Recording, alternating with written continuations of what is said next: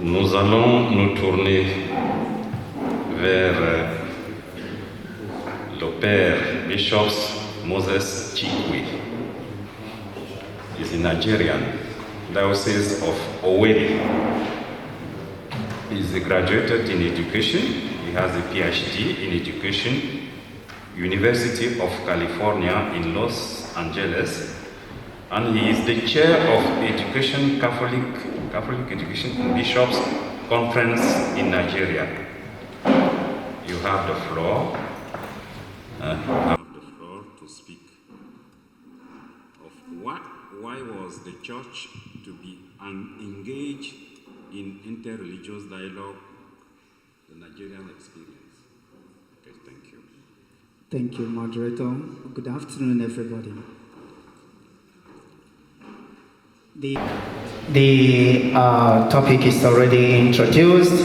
Why would we, as Catholic Church in Nigeria, continue interreligious dialogue?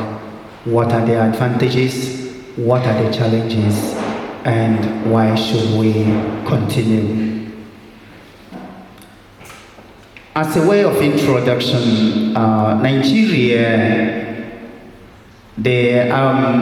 Africa's most populous nation, is a mosaic of ethnic and religious identities, with Christianity and Islam dominating its northern and southern regions.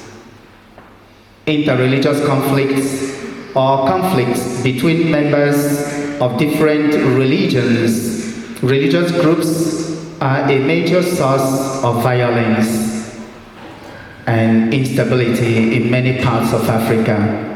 According to a study by Bazedois, 8 out of 10 armed conflicts in sub-Saharan Africa from 1960 to 2013 had a religious dimension, either based on religious identity or religious ideas. Nigeria, the most populous and religiously diverse country in Africa, has experienced several episodes of interreligious violence, especially in the northern region, where Muslims constitute the majority and Christians are a significant minority. The introduction of Sharia law in 12 northern states in 1999 sparked riots and clashes that claimed thousands of lives. Since then, various Islamic militant groups such as Boko Haram and the Islamic State of West Africa province have waged a violent campaign against the Nigerian state and its perceived allies, including Christians, moderate Muslims, and Western educated elites. Recurrent interreligious violence, such as the Boko Haram insurgency and ethno-religious clashes, have claimed thousands of lives since the 1980s, displaced millions of people, and undermined the security and development of the nation. Within this context, the Catholic Church has emerged as a key proponent of interreligious dialogue. This presentation contains that the Church's engagement stems from its post-Vatican II theological commitment to peace building and its pragmatic response to Nigeria's unique socio-political features. The question we seek to answer is to what extent do the theological imperatives of the Second Vatican Council and Nigeria's socio-political realities explain the Catholic Church's prioritization of interreligious dialogue as a tool for peace building. I am also to analyze the place side by side the theological foundation of the Catholic Church's engagement in interreligious dialogue, to examine the socio-political drivers of interreligious dialogue in Nigeria, and to evaluate the impact and limitations of the church's effort in interreligious dialogue.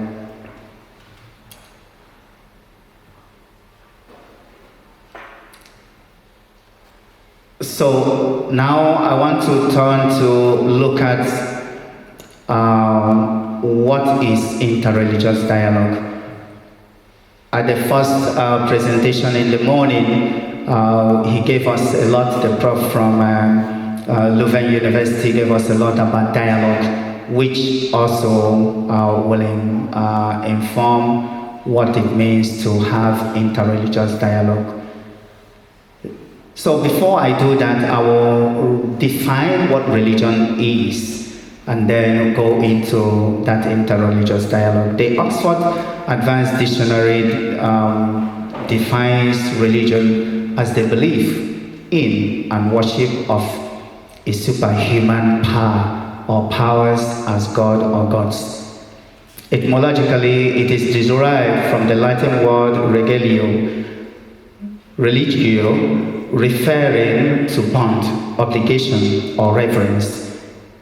It thus refers to bond between the creator and the creature. Going back to the verbal form of the word religare, it means to tie again or tie tight. Religion, therefore, a process of reconnecting humanity tightly to their creator. According to the Catholic Encyclopedia, religion may be defined as the voluntary subjection of oneself to God, that is, to the free supernatural being or beings on whom man is conscious of being dependent, of whose powerful help he feels the need, and in whom he recognizes the source of his perfection and happiness. The Vatican II document Nostra Aetate describes religion as an answer to the profound mysteries of human condition, to the existential questions of the meaning and purpose of human life. What is a man? What is the meaning and purpose of our life? What is goodness and what is sin? What gives rise to our sorrows and to what extent and to what intent?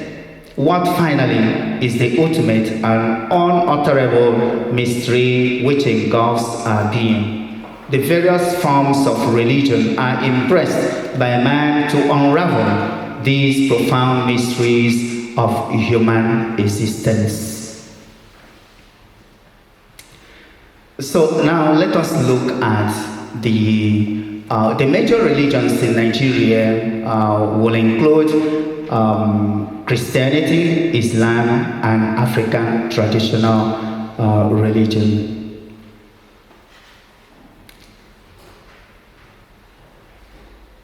So I will skip forward to the meaning and importance of interreligious dialogue.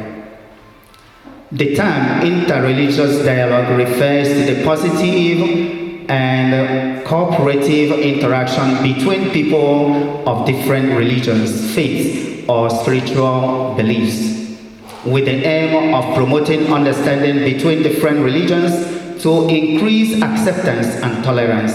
It is an expression of the participants' lived faith lives, and therefore interfaith encounters form communities that are aware of themselves and their need to live in harmony with others. In today's increasingly globalized and interconnected world, interreligious dialogue has become an essential tool for fostering mutual understanding, respect, and cooperation between peoples of different faiths. The importance of interreligious dialogue cannot be overstated, as it provides a platform for people of different religious backgrounds to engage in constructive dialogue, challenge stereotypes and misconceptions, and work together toward a common goal. So, as individuals, we are unique in our own ways,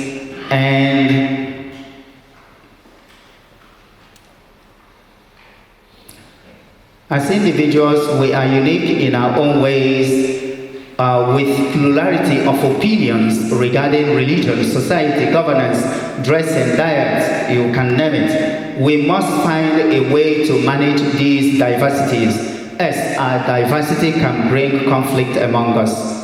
In our contemporary world, dialogue has become a norm of life for peaceful coexistence and harmony. Diversity exists even among persons of the same family, faith, culture, religion, etc.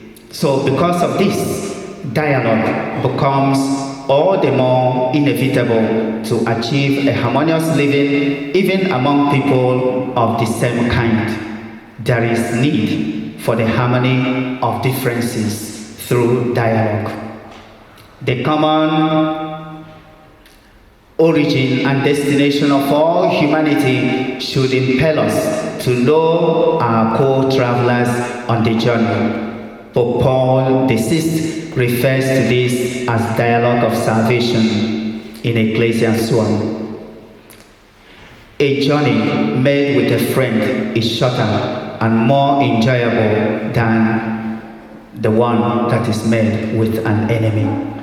It is actually better to get closer to people you are living with and engage them in conversation so that you can understand them better rather than distancing them from you and there also accentuate the danger indicator. Dialogue is incumbent on us for justice and fairness to all. Furthermore, peace is never achieved in a battlefield, but on the table of dialogue. When the battle is over, we return to the table of discussion. So why not avoid the former and go directly to the latter? It saves time, lives, and resources. Nigeria, with its unique blend of diverse cultures and faith, presents a fascinating case study for interreligious dialogue, as Bishop Kuka observed. While this diversity presents opportunities for interfaith engagement and cooperation, it also poses significant challenges. Historical and contemporary suspicions and tensions between Christians and Muslims in Nigeria and the different tribes have led to conflicts and violence, underscoring the urgent imperatives for constant and effective dialogue initiatives. As a matter of fact, interreligious dialogue is a theological, sociological, and missiological necessity in Gaudium et Spes. Number 22, the fathers of the Second Vatican Council pointed to the incarnation of Christ as the basis for dialogue with non-Christian religions by virtue of every human creature. Hence, by virtue of his incarnation, the fathers of the church believe strongly that Jesus has a connection with every human creature, hence the need to reach out to all with the message of the gospel of salvation. Similarly, the church believes that other religions contain elements of truth that can enlighten all men, and whatever that is good and worthwhile becomes a seed for the gospel. Consequently, the church has the obligation to engage other religions in dialogue for the good of all. So let us now examine the principles, the church's position on more deeply on interreligious dialogue. All the Roman pontiffs have, especially with the dawn of modern era, always seen the world as their constituency for pastoral care. Their mediating roles have been quite pivotal in the bid to enhance the understanding of the human person and the inherent dignity, the search for global peace and its ties to a more integral understanding and application of the concept of development. the Declaration on the Relation of the Church to Non-Christian Religions, Nostra Aetate, by the Second Vatican Council marked a paradigm shift in the Catholic Church's approach to other faiths. Nostra Aetate emphasized shared human dignity and urged collaboration with non-Christian religions, asserting that the Church rejects nothing that is true and holy in other traditions. Subsequently, documents like Dialogue and Proclamation framed dialogue as a means to mutual enrichment, distinguishing it from evangelization. For the Nigerian Church, these teachings provided a doctrinal basis to address interreligious tensions without compromising the Catholic identity. So I will skip ahead to Nostra Aetate and some of the biblical underpinnings of that document. So the first is that we are all created in the image of God. The Imago Dei doctrine establishes the inherent dignity of all, regardless of religious affiliation. This principle is central to Nostra Aetate that calls for respect and collaboration. It acknowledges that non-Christians also reflect divine truth. This aligns with St. Paul's theological universalism in Acts of the Apostles, where he declares that God made all nations so that they would seek him and find him, suggesting that divine providence operates even outside explicit Christian revelation. Theologians such as David Bentley Hart emphasize that the Imago Dei transcends sectarian boundaries, acknowledging the divine image, that the divine image is the ontological ground of human equality and the basis for universal moral claims. So another principle is that of universal covenant and God's salvific will. The Old Testament portrays God's covenant with Noah, and this very covenant is all-inclusive of all humanity and everything that exists in life. Then Jesus commands to love, and the parable of the Good Samaritan. Jesus' commandment to love your neighbor as yourself is radicalized in the parable of the Good Samaritan, where Jesus redefines neighbor through the actions of a Good Samaritan. And Jesus also going outside of Galilee, outside of Jerusalem, to meet the Samaritan woman who now mirrors God's own indiscriminate grace that goes to everyone and beyond the confines of the Israelite community. So Paul's Areopagus discourse, a dialogue with Athenian religiosity and Christ. Paul's Areopagus discourse in Acts of the Apostles exemplifies a nuanced theological approach to engaging non-Christian worldviews, balancing affirmation and critique. By acknowledging the Athenians' devotion to an unknown God, Paul identifies a point of contact with their religious framework, suggesting that their search for God reflects an innate, though incomplete, awareness of divine truth. This aligns with the concept of general revelation, the idea that God's existence and attributes are discernible through creation and human conscience. So then the eschatological unity of humanity, the vision of a redeemed multitude from every nation, tribe, people, and language, worshiping before God's throne, presents the eschatological culmination of God's salvific will, a unity that embraces cultural and ethnic diversity without erasing it. This same fulfills the Abrahamic promise that all peoples on earth will be blessed, and anticipates the cosmic reconciliation achieved through Christ's cross. So, placing all these, we now ask about the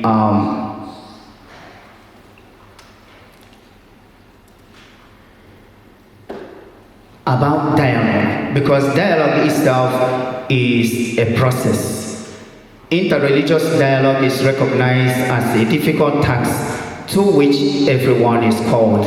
Its difficulty is not in the dogmatic pillars of the religious identity. The difficulty is in the task of listening, not to change religious affiliation, but in a conversation that engenders a conversion to seek peace, reconciliation, and enjoy consequent development.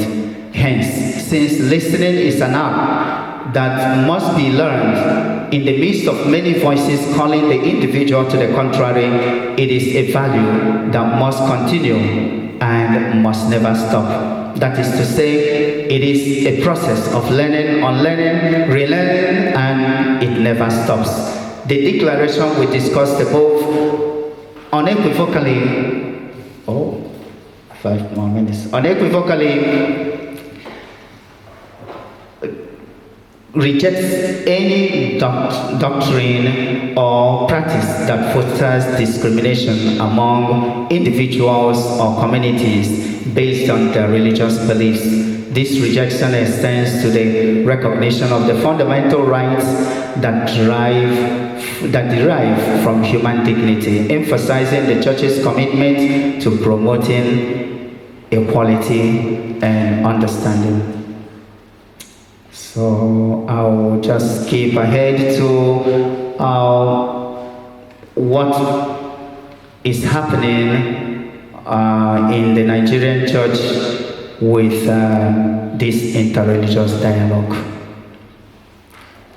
Interreligious dialogue in the Nigerian context.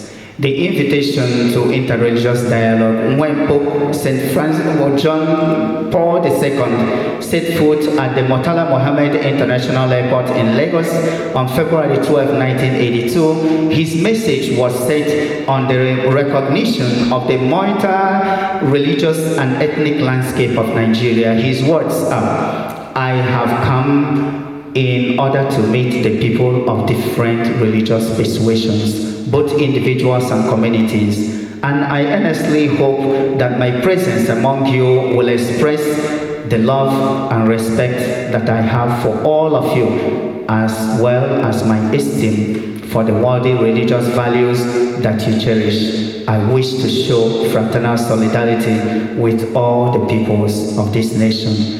That recognition was followed by an invitation to seek dialogue with one another in order to promote the rich diversity seen in Nigeria.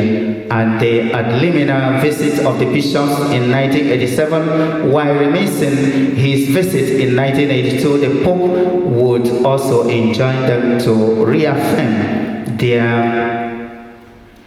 their commitment to the Catholic Church, both to dialogue and to proclamation of the gospel.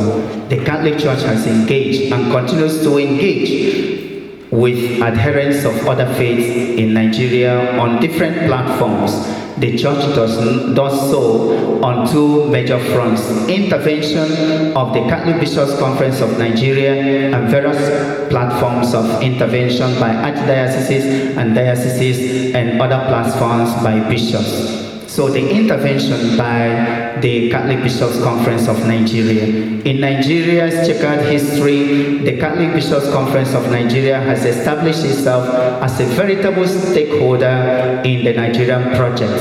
The conference has also proven to be indefatigable in upholding truth in the various concerns that have to do with the public interest of the citizenry. This is also to make the point that the contestation in the public space is always made to look like religious contestation, while it is in fact politically motivated.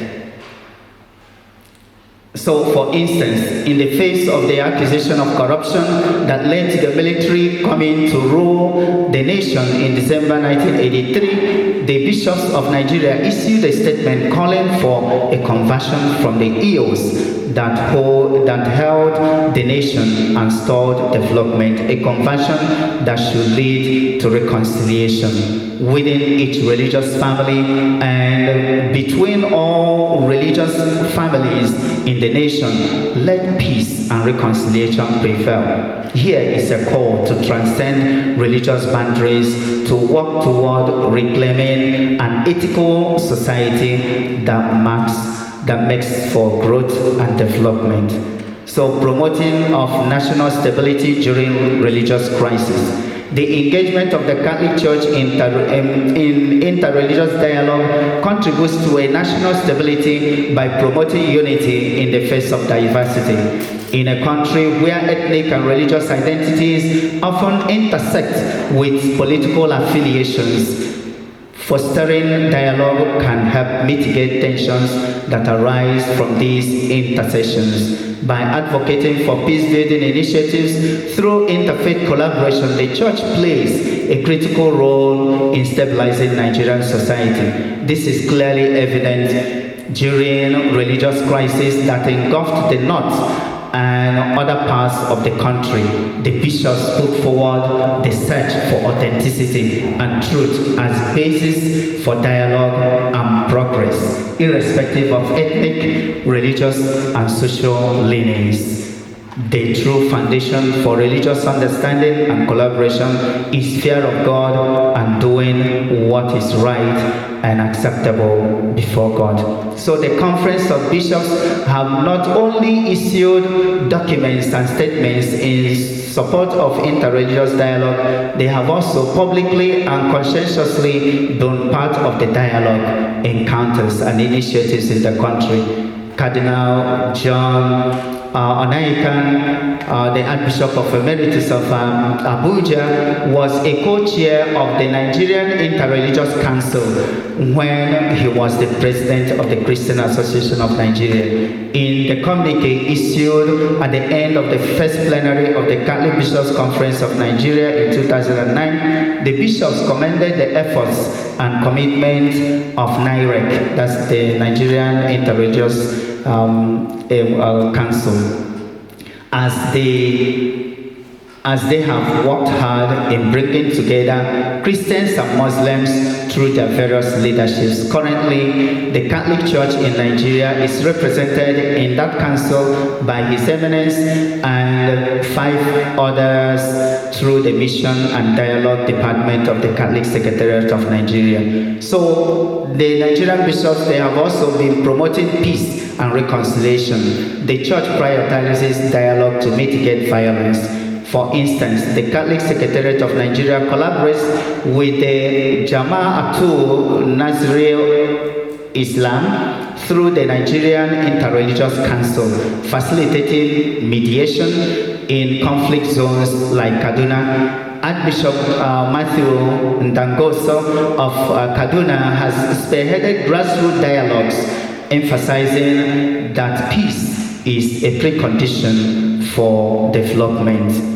So there is also this post-violence reconciliation following the 2020 Kasuwan Mangane clashes. Archbishop Ndangoso and the Sheikh Harura Maraya mediated ceasefire talks, leading to the formation of a 50-member interfaith peace committee. The committee resolved 32 land disputes within 6 months through traditional Sulu and Ihu Odogo reconciliation practices. So there are also other projects on which interreligious dialogue has achieved through the collaboration between the Catholic Church and the Muslims. So the joint advocacy for equitable resource distribution in the Niger Delta, where oil wealth really benefits local Christian and Muslim communities, the Catholic Diocese of Port Harcourt and the Islamic Network for Development co-founded the Interfaith Resource Justice Coalition. The coalition campaigns for transparency in oil revenue allocation and condemns environmental degradation by multinational firms.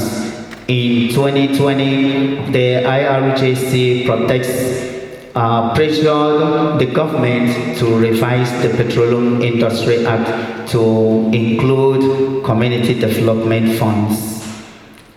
So I will skip the other efforts and then go to on the challenges that we have. Why we have all these activities going on, all these projects meant to build peace and reconciliation through interreligious dialogue, we still have a lot of challenge to that. So the challenges to interreligious dialogue. Despite all the efforts at interreligious dialogue, various forms of conflict still persist in the country. Religious conflicts that are fueled by religious sentiments between Muslims and Christians. We have conflicts motivated by land disputes between communities. We have conflicts between rival gangs. We have conflicts between police, military, and those who are agitating for self-rule. We have conflicts between the killer herdsmen and the communities. So I can go on naming all these kinds of conflicts that we have in the country, but this is just to give you a little highlight of the picture of the conflicts in Nigeria. So this is not just a localized in one place, but all over the country you have all kinds of conflicts that are going on in the country. So in areas, and when these conflicts are seen as jihadist movements to Islamize the country, they create a lot of skepticism in the minds of many advocates for interreligious dialogue. Many of those I interviewed, I had to interview many of the bishops regarding this.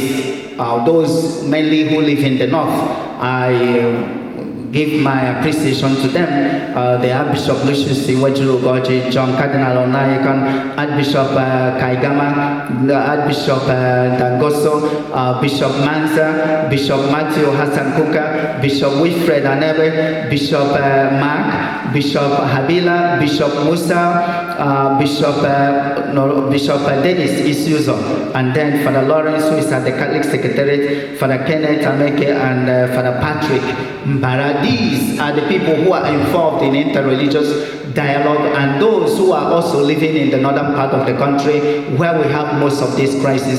So I had to interview them to know their first-hand experience in interreligious dialogue. And so all of them do believe that interreligious dialogue is something that we need in the country. But they have doubts because of seeing the Islamic agenda to Islamize the whole country, the jihadist movement. And so when you see that many of the people who are living in the diocese, they have been displaced and chased away from their homes, chased away from the church, and churches are being burnt. And how do you come out to really dialogue with this person that you see as someone who is also fueling this type of trouble from behind? And when Christians are killed, none of the people who engage in dialogue come out to condemn the Muslims. The Muslims cannot come out to publicly condemn. When the girl Deborah was killed in the university, the Sultan of Sokoto did not come out to even condemn that. But these are the people that you engage in dialogue every day. And it makes you to become very doubtful their sincerity to engaging in dialogue, or whether this is just a make-believe thing for them. It is us who initiate the dialogue. The Muslims do not initiate dialogue at all. We initiate the dialogue, we invite them, and yet they want to be the head of it all, and claim,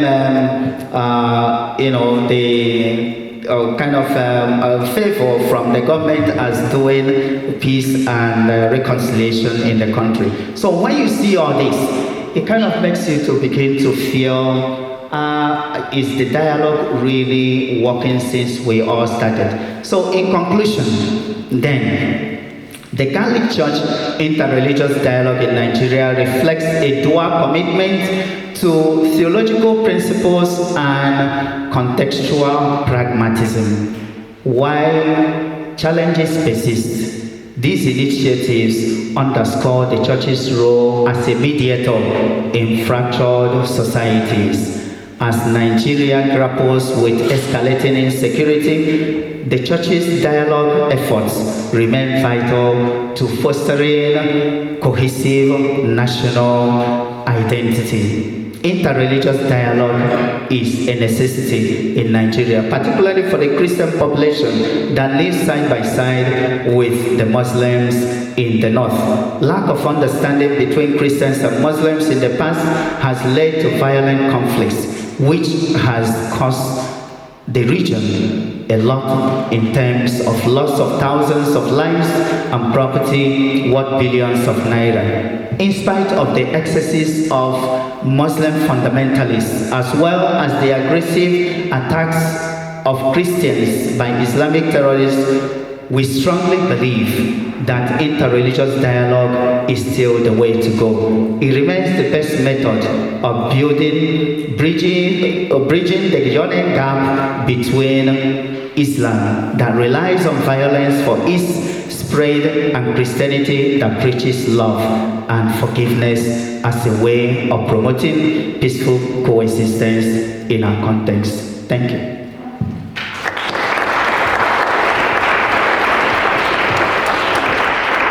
Merci. Vous savez que lorsqu'on parle du Nigeria, dans le dialogue interreligieux, nous avons, n'est-ce pas, accordé plus de 5 minutes de plus. Donc, c'était intéressant, n'est-ce pas, à entendre. Alors,